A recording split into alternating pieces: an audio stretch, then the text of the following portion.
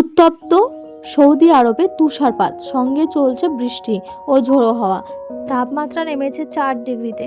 প্রকৃতির খামখেয়ালে সৌদি আরবের এই দশা, আর সেটাই ভাবাচ্ছে পরিবেশবিদদের।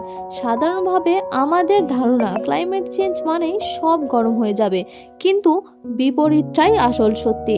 যতই এই গ্রহটা গরম হয়ে উঠছে, ততই আবহাওয়ায় যুক্ত হচ্ছে আরও বেশি আর্দ্রতা ও শক্তি।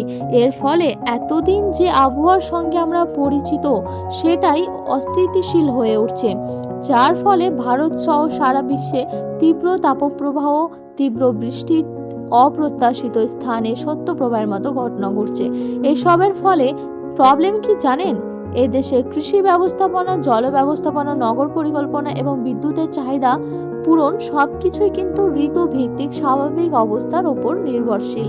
এই স্বাভাবিক অবস্থা ভেঙে পড়ে তখনই ফসল হানি থেকে শুরু করে বন্যা এবং তাপজনিত মৃত্যু পর্যন্ত নানা ধরনের ক্ষয়ক্ষতি বহুগুণ বেড়ে যায়।